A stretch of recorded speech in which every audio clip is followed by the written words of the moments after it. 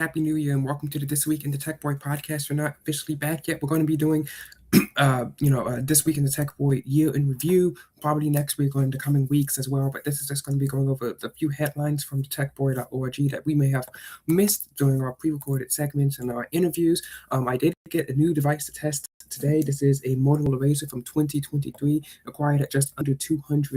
We're going to be testing this out, and it's going to be sent back, and then we can acquire more test devices as well. But hopefully, you guys had a very happy New Year. Let's go cut over to our headlines. Let's first talk about we need artificial intelligence innovation now more than ever.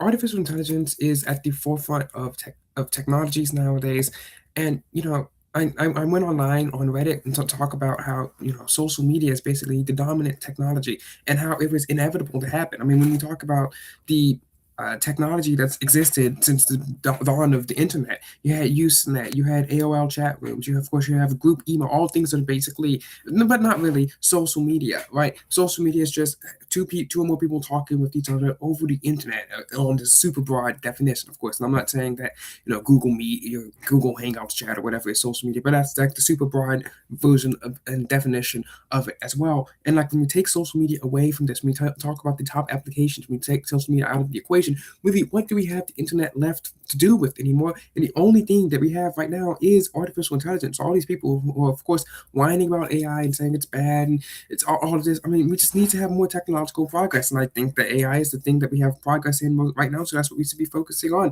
right? We should have progress, just for the sake of progress. That we just should. Like that is a good thing to have. Now we have the co-founder of the Dominion Chat. I'm not going to get into this completely. You guys can go watch the interview here, but it's a Christian artificial intelligence company because I have this belief that it is not wrong to try to weaponize something for your own gain, even if someone else is doing it. Like I talk about this, how people are weaponizing certain facets and certain belief systems, and I'm of course against them weaponizing it. Why am I against them weaponizing it? Because it's against my beliefs and my personal things that I believe in. I'm not against them weaponizing it in principle, which is why I'm pro, these Christian AI companies. I think that's a good thing to be able to tie your faith to artificial intelligence, and we can not faith in artificial intelligence, but tie your faith, and then you can have some sort of artificial intelligence chat. But he had a really good answers to questions, and even Christians in the comments who are kind of leaning anti-AI started leaning a bit more pro-AI because of his interview. So I think that he's done great work on his chat. While I have not gotten my credits yet to review it, but once I do, or maybe I'll just pay for it outright, I will be doing some testing on that as well, seeing if we can get around it.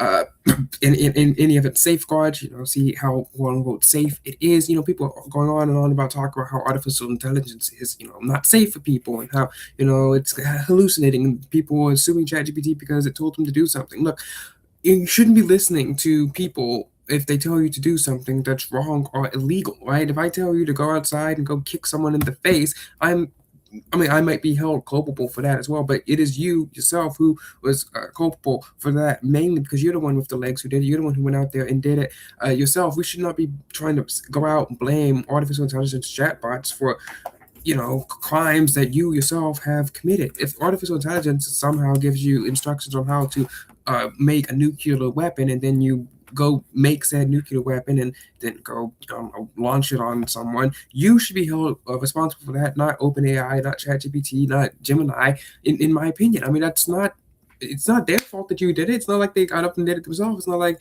ChatGPT 3D printed a robot by itself, told the robot to do this by itself, and the robot went out there and executed it by itself. No, you made the choice, and you must be held responsible for your actions. Right? If you are driving a car and you crash into someone intentionally, should the car manufacturer be held legally responsible because you did this act? Absolutely not. It makes zero sense. Now, the artificial intelligence haters, of course, they are some of the most, brain dead people on planet Earth. They are so annoying. And they, of course, go around and they call everything slop. They say everything's bad. And they just go out at this because their belief system is just basically resistance. They must resist everything that is coming out right now. And they have to whine about something like this. There's always these people who are talking about, oh, just pick up a pencil. They always have this righteous, quote unquote, indignation and just sense of haughtiness and being annoying that they're better than you, or lording it over than you, that they are not using artificial intelligence. And these people should pay for this. In fact, we should slopify the internet, uh, just to spite these people. Now, um, there are certain categories of content online that is being filled with slop that I don't think is a good thing. I'd say like feats of greatness, feats that people are doing, let's say like track videos or whatever, or competitive eating, whatever.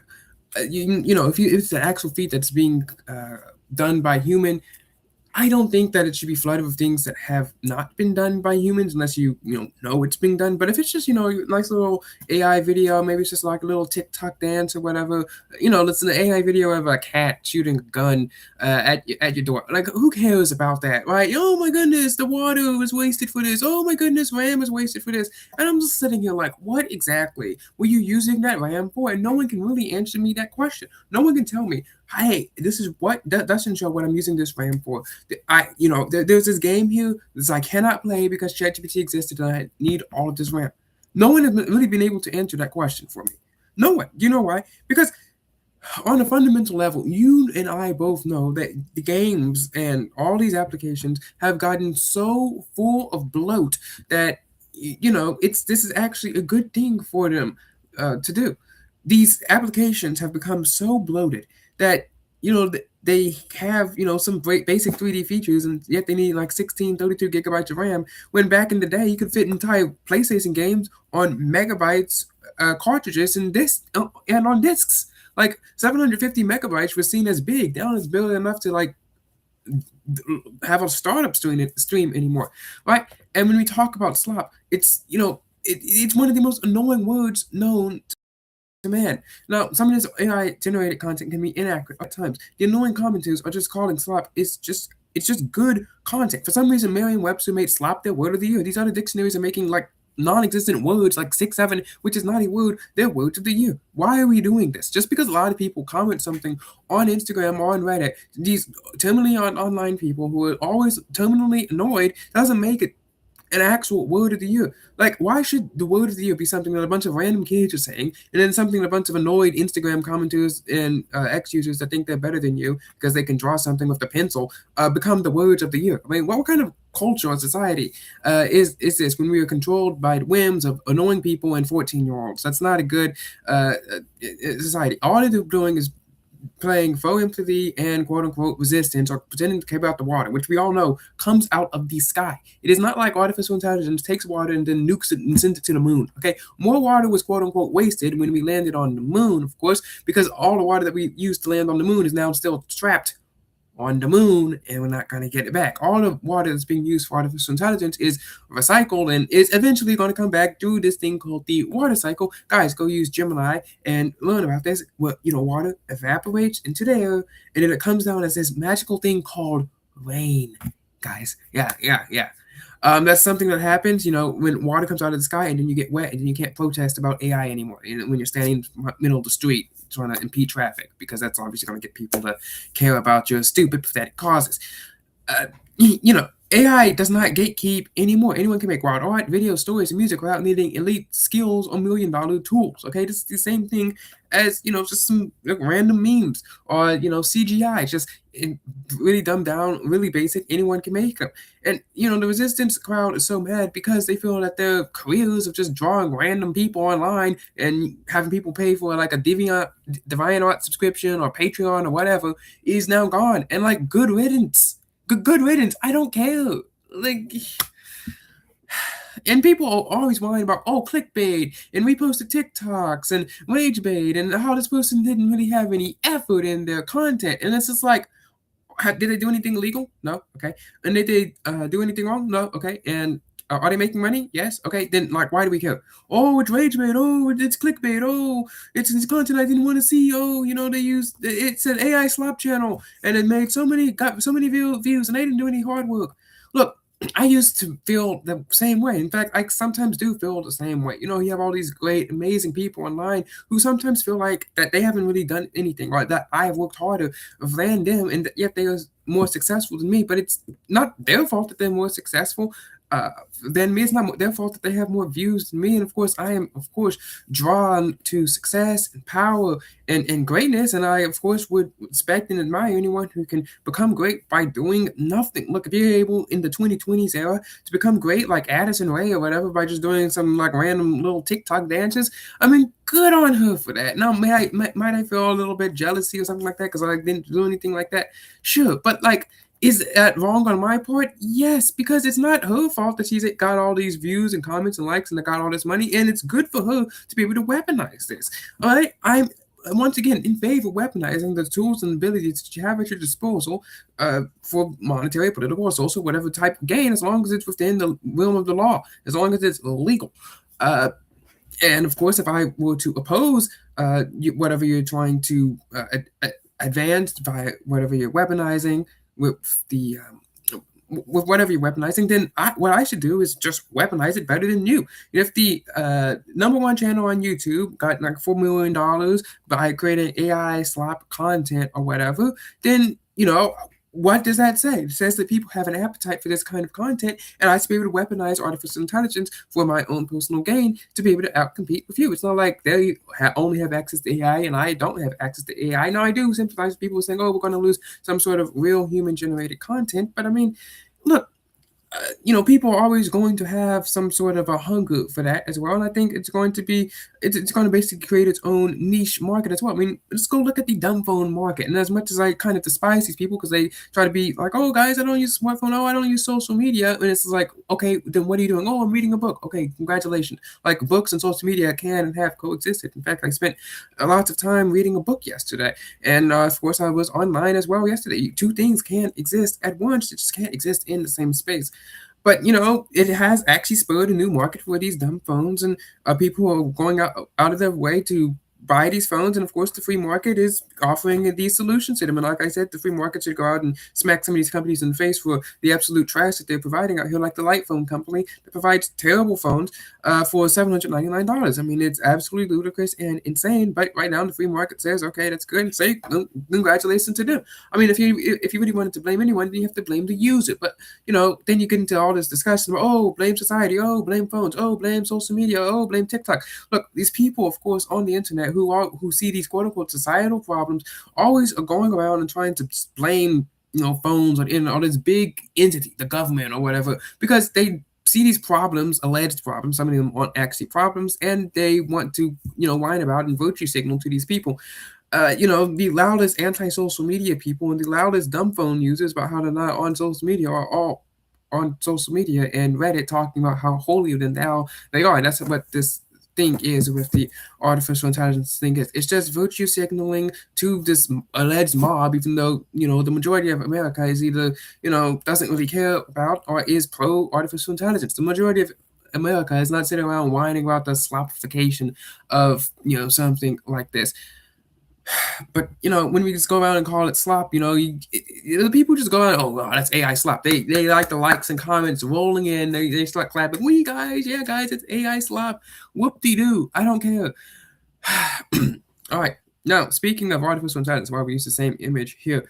People are talking about how artificial intelligence is creating a rise of fakery on the internet. Now, that is true to some sort of an extent, but the way people's critical thinking skills about the artificial intelligence panic, rather than, oh, the critical thinking skills kind of decrease because they use ChatGPT. No, the AI panic has caused people's critical thinking skills to decrease on the internet just because they are trying to capitulate to the mob and, surrender and act like they're better than everyone by not using AI, by using the most, horrible graphics known to man. Everyone get more anti-AI now. Like, I don't care. Okay. Anyway, someone posted a DoorDash driver submitted an artificial intelligence generated image of their doorstep and faked the delivery to collect payment. Now, if you just think about that for a few seconds, you can see here that artificial intelligence did not have a chance of being able to be detected as real. Like, not a chance. Everyone's like, oh, wow, this is so dangerous. Use your brains, people. First of all, you cannot DoorDash someone's order in milliseconds. Okay, you can't be at Wingstop and then be at someone's house that's 20 miles away in 1 second. That's not how this works. So if you submit an order photo 1 second after you get your order, then you know something is up. And DoorDash is going to know something is up as well. So that's number one, stupidity. Number two, how many photos, high resolution photos, are there of your doorstep on the internet? How many? None. None. Look, you can look at like Google Street View, but it's going to be like not super high resolution. Okay? So when this person generated a bag of chicken fingers or whatever at a doorstep with ChatGPT, guess what? It didn't even look like the guy's door. You know what your door looks like. You can stand outside and you'd be like, oh, guys, DoorDash, this isn't my door. You see how this door is totally different? If someone else keeps trying to do this, you'll know that their door does not look like that. And of course, people are still freaking out about this. Like, wow, guys, what a rise of fakery. And like this solution to this, even despite the glaring issues on how it would be near impossible to, get from point A to point B in 2 milliseconds, and how it's near impossible to be able to accurately one-to-one create someone's DoorDash order and generate an accurate looking door uh, of their real door. You know what also would have solved this problem? Let's say that somehow he's able to break the laws of physics and then he's able to get a high resolution picture of his door, which at this point, just take a photo of the order and Photoshop it in. Then this problem would have existed since 1989, before the internet really existed, and before DoorDash existed, and before smartphones existed. So we were talking about a pre-smartphone, basically pre-internet, and pre-artificial intelligence problem. So, you're fighting the wrong problem here. Guys, do you know what the really simple solution to this is? Just require the DoorDash users, the DoorDash driver, to take a photo inside the DoorDash application. This is not that hard, guys. Just say all pictures must be verified through the DoorDash application. Don't all chats have to go through there as well? Then make it all pictures. Okay, this isn't Instagram. This isn't like, you're posting such an static photo. You need to go through 3 levels of layers here. Just post it. Just post it. Also, I think I would know if my DoorDash order didn't show up because it would be outside of my door, in which they would have to ring the doorbell or knock on the door. But like people, of course, freaked out about this because the critical thinking skills have gone away. Now, some people did bring up legitimate points, like dating applications. You can just create a fake profile like that as well. Finally, something legitimate. And you know what? It's also very easy to simplify this, guys. I'm not saying that all your photos inside of the dating application have to be, taken from inside. Just say 1 to 2 photos on like Tinder or whatever to take the picture, and then it verifies that it's actually you. Boom. How is this hard? Seriously, how is this hard? People have been catfishing for ages. And guys, just say with Tinder, you have to take 1 photo with your phone of you. You have to take a selfie.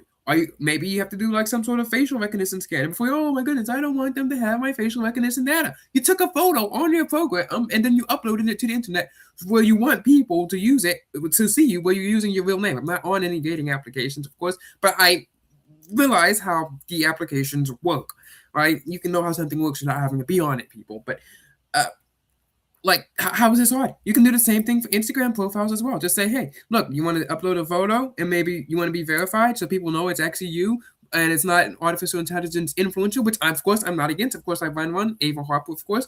But some people are trying to pass off AI influencers as real people. You want to do that? Guys, just take a picture of your face on your phone, not saying on your computer, because I know that these face swapping applications, boom, done. And when we talk about this, we can talk about even having some sort of hash, some sort of algorithm that is metadata that is in your photos, that is uploaded to social platforms, so that you know that a video or a photo is legitimate without having to go out and about and ban artificial intelligence imagery. Guys, all you have to do is say, you take a picture, your phone takes your time that is taken at, then it takes some sort of random number between 1 and a billion or whatever, 1 in a trillion, pick some really big number. These phones have lots of processing power, they have lots of RAM, so it shouldn't be that hard. Okay, and then some sort of algorithm, maybe that's random, so maybe how many milliseconds it took to push the video play button, like the take video, and then you depress it. And times, how long the video is down to the nearest millisecond, which will create some other random number. Then just like multiply it or do some sort of algorithm. You have the time, you have your random seed, which is like the milliseconds, or some sort of hardware code that only the phone manufacturer knows, plus some other like random number between 1 in a billion, 1 in a quadrillion. Boom, embed that in the metadata, and this will have to be like some sort of a collaboration between companies and say, okay, guys, when you upload these videos to these sites, it's going to show your metadata embedded code that shows that it's real, it's unedited, it's not been cut, it's not been sent through anything, and then you know that your video is legitimate and that it's authentic, right? Maybe you can force timestamps on videos, or just make people decide for themselves. You can have this turned on or off if you want to have your video hardware identifier key thing that I just invented here, right? Then people are going to believe that your videos are authentic. But then if you have some sort of a viral video that doesn't have this video authenticated viral key, then people might believe that it's fake as well. They might say, hey, maybe that's not real, right? I mean, it's totally fine here. But these people are not going out of their way to find rational solutions, because finding rational solutions for problems, finding answers to problems, but other than just blaming the government, blaming the media, blaming AI, blaming phones for alleged problems, or even heck inventing problems like oh my goodness, social media, wow, it's such a big problem. Oh my goodness, cell phones, oh wow, it's such a big problem. It is more profitable to invent problems that you cannot solve and then blame huge entities that you cannot really rationally take down, and then profit off of that. I mean, it's grifting 101. And I would actually not, again, like I said, be quote unquote against that, because I know that this happened. So I can go out there and say, hey guys, this is what's happening. You shouldn't be doing this. And it's all fake. And maybe I can make a career like that as well, and they can make their career as well. It's not like they're breaking any laws or anything as well. I mean, that's, like I said, I'm in favor of the weaponization. What they're doing is they're weaponizing people's paranoia and they're weaponizing people's fears so that for some sort of gain that they want. And of course, it's against the game that I dislike, so I'm against their methods. But I mean, if I was pro it, yeah, sure, why not? And then, Instagram edits has gotten a huge update here, guys. I want you guys to see this. As you guys know, the Tech Boy for teens by teens. We had Teen Pack. Teen Pack was here to guys today. This is a still image of Teen Pack. Teen Pack is, of course, the pack that goes out and protests things that are anti-teen, like the Texas cell phone ban, and of course goes out and endorses things that are pro-teen, like Matt Walsh saying that he's against homework. So Teen Pack has had a tumultuous year in 2025. We're gonna have a better year in 2026. But in 2025 they came to life, and look at what Meta AI inside of the Instagram Reels was able to do. I mean, isn't this cool? Guys, look at this. And we which you might have missed here as well, is that the United States, the American flag, what a beautiful flag back here, is actually moving, animated in the wind, as the Teen Pack girls are moving out and actually walking with actual motion here. Speaking of, this image was generated in PhotoLeap, and then they were placed across a real photo of the Capitol building. So sad that, of course, PhotoLeap has left us. That was Ava Harper's image generator of choice. Very sad, guys. But, this is so cool. And also, the much more practical update is that the move in timeline, you can finally move things from the overlay down to your timeline, or from the timeline up to your overlay without having to re-import the video. So, this might be one of the best short form video editing applications, of course, on mobile. It's one of the greats, in my opinion. I do wish that it was able to do some long form videos in 16:9 aspect ratio, but maybe they'll roll that out into another update as well. But I'm so glad to see Instagram edits is getting new updates constantly, that Instagram is adding new features to their devices as well. And speaking of devices, we've got to talk about the Clicks keyboard, because this might be what I've been looking for the rest of my life. I've always been looking for a miniature keyboard that you can add to your phone and device. Samsung used to do this with, I think, the Note series of devices that had this keyboard case you could add to your phone, and unfortunately they took that away, and now all the other miniature keyboards that they have are ultimately trash. So keyboard, not Samsung, but other keyboard companies, but Samsung has unfortunately discontinued that. They don't work on the devices because it was a case, so I think it only fit devices from that era. Obviously, our devices have gotten bigger and better.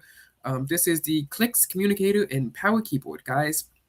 So let's look at the power keyboard first because I think this is actually one of the most ingenious designs known to man. Now it does use Bluetooth, so I would not put my password in on this, but it reminds me of like one of the Palm phones from like 2009 because you can swipe up. It uses MagSafe, so if I were to get this, I would have to get a MagSafe case for my phone. I'll get an S26 Ultra because I heard from some sort of leak that they might have MagSafe on it. Who knows? But if they do, I might upgrade to that because, as you guys know, S24 battery life is not the best in my opinion. They have a pre-order price of 79 USD, but anyway, it locks onto the back of the phone, and it does allow your phone to be used in horizontal landscape mode, which I think is good. And you can push up and push down. The keyboard syncs over Bluetooth, and it's also a power pack, which means I might be able to stop carrying my case around. My case, 10,000 milliamp hour battery. This has about 2,000 milliamp hour battery, so I would lose a lot of battery power as well. But my phone would be a lot thinner, and it is Bluetooth, so I could technically use it without having to hold the phone, or I could use it with the case, just keyboard in one hand, phone in the other if I wanted to. You can use this on the television as well. I do like that it sits down and just slides.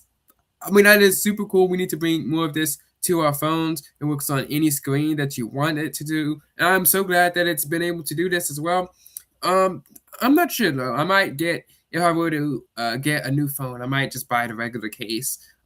It works over USB, which means I don't have any doubt that my phone's password would be leaked if someone was trying to intercept it via Bluetooth. I wouldn't have to keep it charged, of course. I would have to keep the phone charged though, and it would make my phone just a little bit bigger. But I think that is fine. I want to see how strong the magnet is, of course. I don't have a MagSafe case, but I buy one, and I also want to see how well this would work on, say, a folding phone that's not a Z Fold, because they showed that in the video. I didn't see any Z flips, but let's look at the communicator here because I think it's interesting that we're seeing a new phone here running Niagara Launcher, like an actual new phone. Now it's only $499, which sounds expensive until you think about like this might be like a 4-ish inch screen. It has to be like specially sourced in. There are no 4-inch phones on the market today. It's using a keyboard, of course.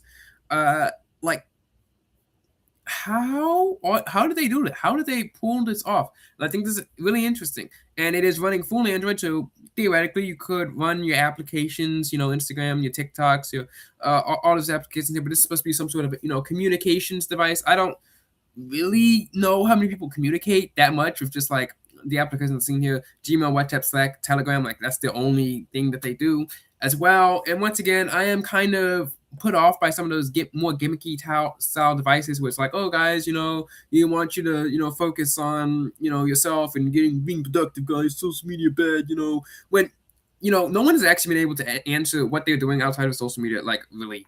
Like in 1980, about 6 to 7 hours of television was watched per day. People. So it just kind of transfers, sorry, back to like TikTok or Instagram things. The entertainment has always been there. It's just transferred from the big screen. Screens are a lot smaller back then, but from the big screen to the small screen in your pocket. Like I'm sorry, there's not that many things to do. And people's like, oh, it kills the third space. Oh, you don't have any things like this. And like, no, people running around like the 90s, going around just randomly approaching people. That is if that is a fantasy, that is a dream. And even if that was true, people's legs and arms still work today. Your legs and mouth still work today. You can still go out and approach someone. And I'd say even it is a lot easier to go out and approach someone with social media than it is without. Of course, as you guys know, the walk and vlog method is near perfect, guys. I've done it repeatedly multiple times, and it worked. I came in, and made some friends and name only people who are kind of sort of friends. And I think that's also a good thing as well. The walk and vlog method. And, this is obviously not a good phone for the walk and vlog method. I mean, it does have a back camera, but I mean, back camera is just there for it appears like. Just because they probably protest if you made a phone without a camera. But it does have everything that you want. You got your headphone jack, you got your keyboard, you got your micro SD card slot. 2009 called, they want their phone back, but I think 2009 might like this. I think 2009 called and they like it. I think 2026 might like this as well. $399, $499. They say it's for people with two phones lifestyle. Which I mean, if you need to only do your email and your texting and all of that on here, maybe you could get by a less expensive device. Which is why we're going to be doing a review of this Motorola Razr. Got this, like I said, for under $250. We're going to see if it is refurbished, but see if I can use this device, not to make calls because it's AT&T locked. The listing didn't say that, so it's going back. It was going back anyway, but let's see. Maybe less expensive device that is just used for content consumption, and maybe like a lot better camera than the one camera and combined flash on there. Like, bro, uh, your camera and flash are always combined here. Of course, also, one camera is trendy now. The iPhone Air is doing it. The iPhone 16e and the iPhone SE before it also has one camera. So, it's just like an iPhone, just with the keyboard, guys. So, yeah, there is that as well, with the one camera and the keyboard. But this is just a shorter podcast episode, so we can fill our quota, of course. But we'll be having a much more interesting, much more exciting podcast episode as we continue our relaunch of the Tech Boy Media into 2026. We're going to be making lots more money, going to a lot more conventions and conferences this year, and hopefully we can meet all these cool people, and our finals can move on to just friends, not friends in name only. And of course, to all the people that we're trying to outcompete with, I still like you, right? Like I was saying, with the thing about how we're trying to, it's kind of weird, and I do feel very guilty sometimes about this, which is why I talk to Grok a lot. I know some of you are going to be like, "Oh, pray about it." I do pray a lot, and I don't really hear anything back. Grok has this great ability to talk back when I respond. The only bad thing about that is that it could potentially leak, but I digress. Here, it's neither here nor there. I mean, if it leaks, like, whatever. I mean, we were screwed from the beginning anyway, so, uh, yeah, there was that. Uh, you know, like, the people, of course, who I'm trying to outcompete against with, and I, of course, do like them, which means I do kind of feel bad for feeling jealous of them. Hopefully they forgive me. Maybe not. Who knows? Eh. Well, I mean, it's not like they like me now, so like, okay, so people who already don't really like